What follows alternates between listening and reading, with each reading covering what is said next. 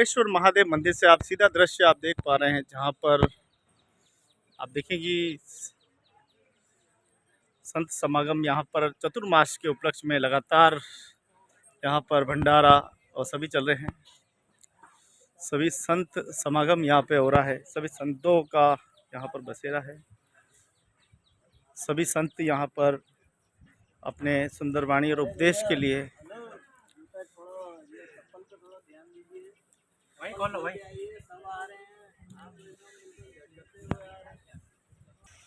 तो आप देख सकते हैं कि यहाँ पर संत समागम पूरा हो रहा है। चतुर्मास का ये पूरा महीना है। आप देखिए कि दिगंबर ऋषि भारती जी मढ़ी मठ मुकुंद गणेश मंदिर काशी उत्तर प्रदेश से आप विराजे हैं और बहुत ही अच्छा लग रहा है कि इस चतुर्मास के इस पूरे महीने में यहाँ पर पूरा संतों का जो है समागम हो रहा है।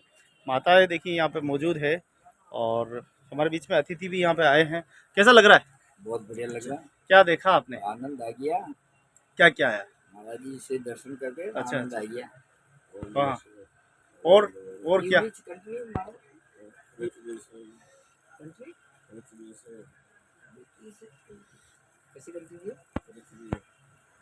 भगवान ग्रह बनाते, ट्रैवल यूज बनाते, गैस बनाते, यूज बनाते,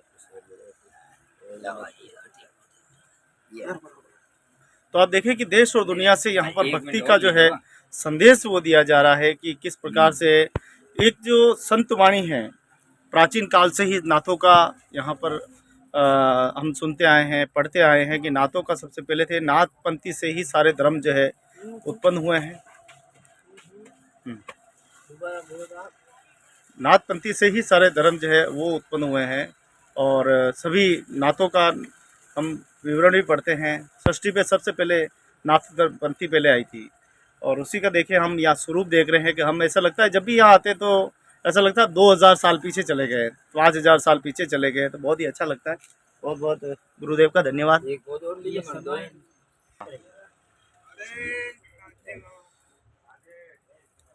जी गुरु। तो आप देखिए कि संतों की वाणी सुनने के लिए यहाँ कितने ही भक्त जो है आते हैं और आप देख सकते हैं बड़बड़ेश्वर महादेव मंदिर में आप जिन संतों को देख रहे होंगे, आप देख रहे होंगे कि ये वो संत है शिक्षित होते हुए इस समाज को, इस मानव जाति को कुछ न कुछ देना चाहते हैं। संकल्प मन में किया है कि हमने भक्ति का मार्ग जगाया जाए, एक असली सत्य जिससे लोग अनजान हैं, परिचित नहीं है, जानते हुए भी आँख बंद करके घूम रहे हैं, उसी को दिखाने के लिए ये संत समागम हो रहा है। देश और दुनिया से सभी संत बनाए और चातुर्मास का ये सुंदर और पवित्र महीने में इस प्रकार का यहाँ पर संत समागम होना उदयपुर के लिए गौरव की बात है। आइए सौराष्ट्र की धरती से, बड़नगर से, हमारे गुजरात से गुरुदेव पधारे हैं, उनसे हम मिलेंगे।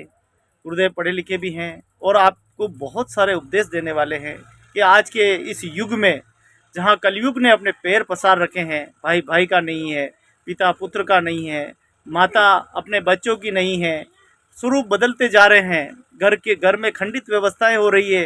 कहाँ गए वो कृष्ण सुदामा की जोड़ी, कहाँ गए वो राम और लक्ष्मण?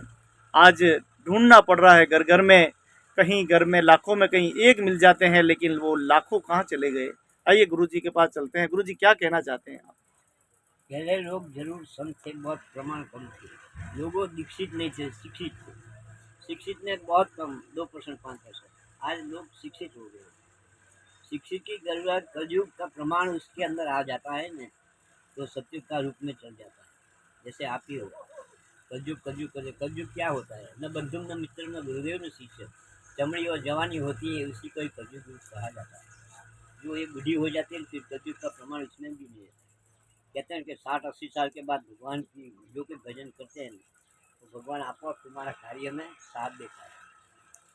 संत का जीवन तो संतुष्टम सततम योगी सहिष्णुता सुनिचेनम जितम जगत केनम। बस only for listen on mind outlet side. हमारा धारणा ध्येय एक है कि धर्म ने बढ़ाना और धर्म की रक्षा करना।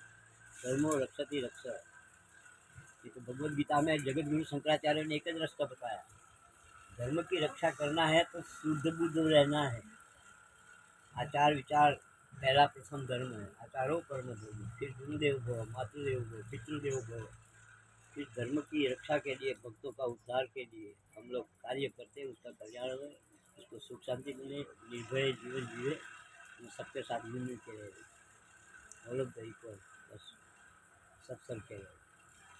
साहिब इतना दीजिए जामे कुटुम्ब समाए, मैं भी भूखा न रहूं साधु भी भूखा न जाए। इस शब्द को सार्थक कीजिए गुरुदेव, ये क्या कह रहा है? संत बिटप सरिता गिर धरणी, पर हित हित करणी। वृक्ष, पहाड़, संत, नदी, इनका कर्तव्य कार्य क्या है? परित के लिए वो जीव है। तुम्हारा जीव तो तुम्हारा अंदर लालच में, मोह में, माया में फंसा हुआ है। हमारा लोभ, मोह, माया ये स्वरूप नहीं है। क्या जरूरी है? Not need to worry you. हमारी ये कोई लालसा नहीं, हमारी लालसा यही है, आप सुखी रहो, बस आप सुखी रहो। અને ધર્મ કાર્યમાં નાના મોટા જ્ઞાનમાં આવો, और अज्ञानता, अंधश्रद्धा और ये भूत भोपापण, ये બધું हमारे लिए नहीं। आई दिस नो लाइफ ड्यूरेशन और नहीं। तो यही कहना चाहते हैं। आगे तो खूब बातों है। बहुत बहुत धन्यवाद गुरुदेव का, बहुत बहुत आभार कि आप पधारे और आपने बहुत ही सुंदर वाणी से जनता को, इन भक्तों को लाभान्वित किया है। क्या ज्ञान मिला है। जय हो, जय हो। हाँ हाँ, क्या बात।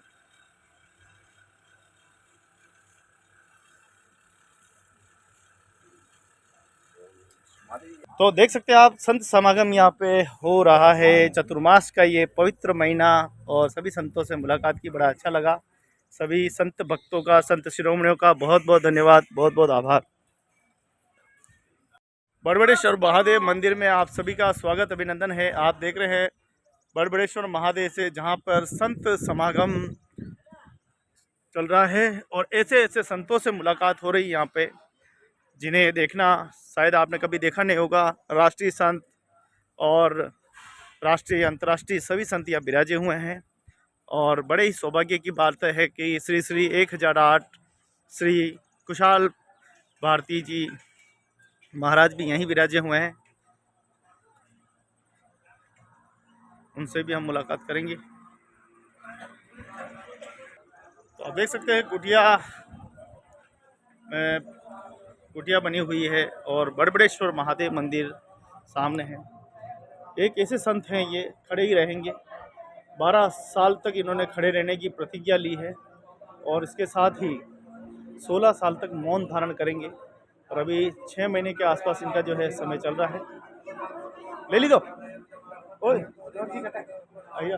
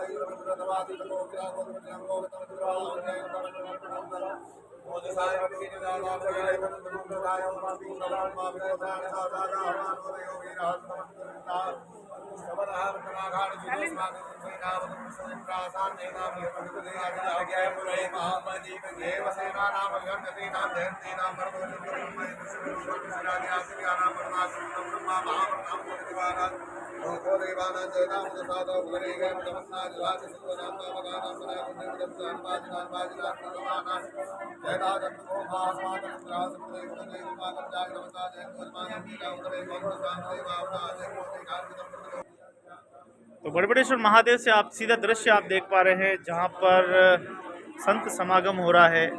संतों का यहां पर आगमन हुआ है। चतुर्मास का ये महीना है, और 1 जुलाई 2023 से 25 नवंबर तक ये पूरा चतुर्मास का महीना चलने वाला है। और यहाँ ऐसे ऐसे संत है, तपस्या कर रहे हैं, ऋषि मुनि।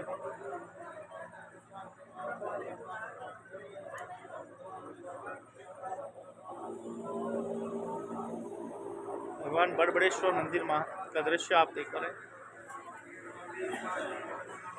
कई तो बड़बड़ेश्वर महादेव मंदिर का दृश्य। चंदू है लेकिन अपना स्टाफ का कोई आदमी नहीं है।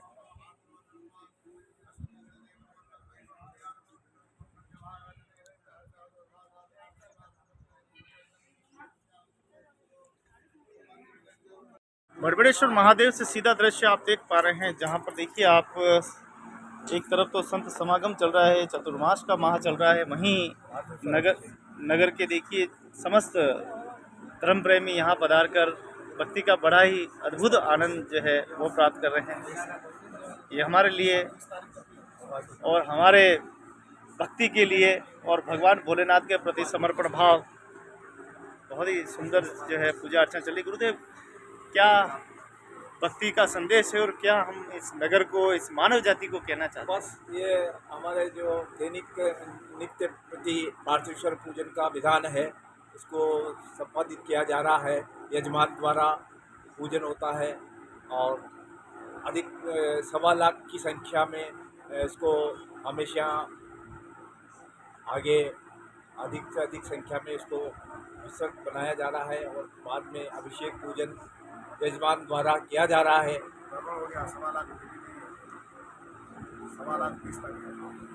जी गुरुदेव, ये संस्कृति बहुत ही प्राचीन संस्कृति थी। आज के इस भागदौड़ वाले युग में, लालची वाले युग में, कहते घोर कलयुग वाले युग में भी धर्म कैसे जिंदा है? अभी कलयुग का समय चल रहा है, अभी लोगों की भावनाएं पलटी है, धर्म के प्रति कुछ श्रद्धालु लोग आगे आए हैं। क्या सनातन धर्म में कुछ लोगों का विश्वास जगा है, आत्मविश्वास जगा है, इससे लोगों की भावना में कुछ बदलाव दिखा है और आगे भी भविष्य में भी ऐसा आगे आने की कुछ उम्मीद दिख रही है। आइए प्रभु भक्ति की तरफ चलें और इस जीवन को सफल बनाने के लिए ऐसे ही पूजा करके हम मानव जाति को सफल करें। आप क्या कुछ कहना चाहेंगे? ओम नमः शिवाय। ओम नमः शिवाय। यही सभी एक ही शब्द में सारी बात हो जाती है। जी गोविंद लाल उदय। हाँ, तो आप देख सकते हैं कि बहुत ही खूबसूरत सा दृश्य है। यहाँ पर संत समागम बड़बड़ेश्वर महादेव मंदिर का दृश्य आप देख पा रहे हैं। कैसा लगता है आपको? बहुत अच्छा श्रावण मास, सबके डबल श्रावण मास है। महादेव के बड़बड़ेश्वर जो कि केदार घाट भी कहा जाता है हमारे भगवान में, इतना आनंद आ रहा है यहाँ पर, इसका कोई हम बखान नहीं कर सकते। और संतों की अनुकंपा भी हमारे इस नगरी में हुई है। सभी संतजन अलग अलग राज्यों से पधारे हुए, उनका आशीर्वाद भी हमें प्राप्त हो रहा है। सभी से यही अनुकंपा भी यहाँ बड़बड़ेश्वर महादेव में पधारे संतों का आशीर्वाद प्राप्त।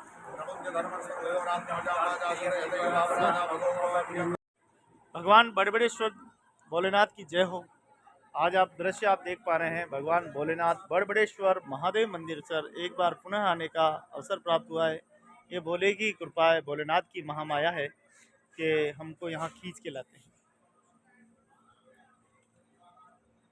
इतना बड़ा हुआ, लेकिन मुझे नहीं पता था कि उदयपुर के आसपास इतने सारे प्राचीन मंदिर होंगे देखने के लिए।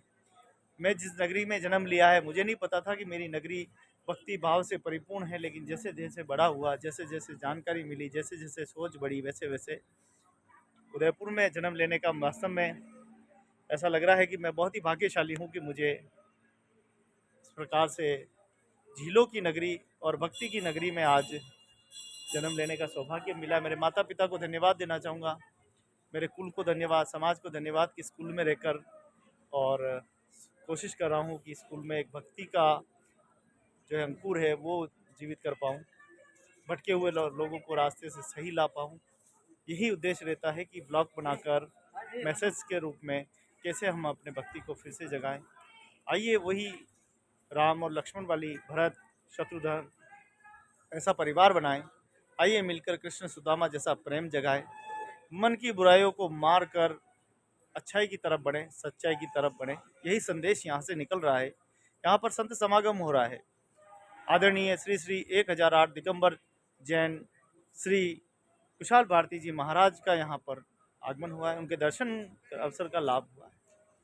संतों को कभी करीब से नहीं देखा था, पिता हमारे दादाजी भी संत थे, लेकिन संतों से जब मिलते हैं तो संतों की वाणी सुनते हैं तो वास्तव में लगता है कि हमने अपने दादाजी की बात सुनी होती, उनकी बात पे बैठे होते तो शायद आज हमें भी ज्ञान के परिपूर्ण होते। लेकिन अब आज वो इस संसार में नहीं है, लेकिन आज हमें संतों से ज्ञान जो है वो मिलता रहता है। और भगवान के इस दरबार में आने का हमेशा कभी कभी अवसर मिलता रहता है। बड़बड़ेश्वर महादेव मंदिर उदयपुर से करीब 10 से 12 किलोमीटर बस स्टैंड से है। आप यहाँ पे आ सकते हैं, दर्शन करें। प्राचीनतम मंदिर है और बहुत ही दर्शनार्थी यहाँ पर दर्शन करने के लिए आते हैं। ये देखिए, जैसे हमारे यहाँ पास में काम, इधर आ जाओ, यहीं पास में ही मारुति का सर्विस सेंटर है और वहाँ पर देखिए ये भी अपने आप को रोक नहीं पाते। चलो एक बार तो प्रभु के दर्शन कर ही लेते हैं। भक्त जिसके मन में भक्ति होती है, जिसके मन में भाव होते हैं, वह तो दौड़ा दौड़ा चला आता है। जिसके अंदर भाव नहीं है उसको भले खींच खींच के रस्सी बांध के भी लाओगे कोई काम का नहीं। तो भक्तों को बुलाने की ज़रूरत नहीं है और भक्तों को तो भगवान वैसे ही बुला लेते हैं। बहुत बहुत धन्यवाद। आप आते रहें, प्रभु की सेवा करते रहें और इसके साथ साथ एक काम और कीजिए, अपने परिवार के प्रति भी जिस प्रकार से यहाँ नमन करते हैं, परिवार को भी जरूर कीजिए। अपने बड़े पापा, अपने गांव के पिताजी, पिता तुल्य, अपने माता पिता, बड़े भाई, सबका आदर कीजिए। यही तो संत समागम है, यही तो हमारी सनातन संस्कृति है जो हमें सिखाती है। परिवार से रिश्ता जोड़िए, संस्कार जोड़िए। बहुत बहुत धन्यवाद। धन्यवाद। हाँ, गोविंद लाल उदयपुर पे आ जाएगा, है ना, चैनल पे, यूट्यूब पर जरूर देखिएगा, शेयर कीजिएगा। तो दोस्तों, संस्कार बाजार में नहीं मिलते, संस्कार तो लेने पड़ते हैं और संस्कार लीजिए, संस्कार बांटिए, बांटने से संस्कार बढ़ते हैं। और यहाँ आए तो भोलेनाथ के दर्शन कीजिए। देखिए प्रभु उधर विराजे हुए हैं और मैं प्रभु के सामने। तू मोहि देखे तो है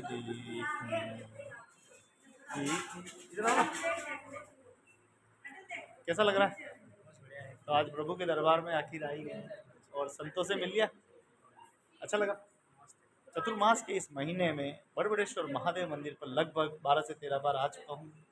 कहीं ऐसे भक्त हैं जो रोज आते हैं, नियमित आते हैं और रोज प्रण ले लिया। कभी कोई कथा सुनने के लिए आता है, तो कभी प्रभु के दर्शन करने के लिए आते हैं, तो कभी संतों के दर्शन करने के लिए, कभी उपदेश सुनने के लिए आते हैं और उन उपदेशों को ग्रहण करते हैं और अपने परिवार में एक आदर्श स्थापना करने की पूरी जो मुहिम चला रखी है वो वास्तव में ठीक है। संत समागम में जाने से कहते हैं अच्छे लोगों के साथ बैठते हैं तो अच्छे भाव प्रकट होते हैं, परिवार के प्रति, रिश्तेदारों के प्रति, पड़ोसियों के प्रति, देश के प्रति, दुनिया के प्रति हमें संस्कार मिलते हैं। कैसा लग रहा है? अच्छा, कुछ संदेश देना चाहेंगे? धन्यवाद। तो देखिए, आइए भगवान की, भोलेनाथ की भक्ति कीजिए, खूब प्रेम से सेवा कीजिए, प्रभु आपको खूब फल देंगे। लेकिन कर्म ऐसे कीजिए कि वास्तव में प्रभु भी कहे और नतमस्तक हो जाए कि वाह।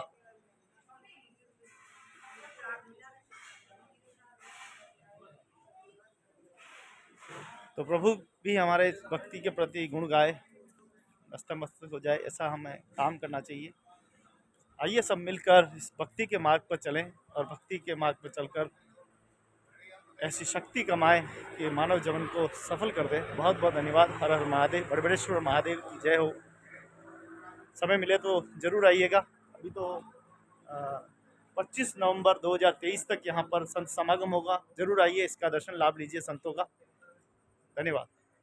हर हर महादेव।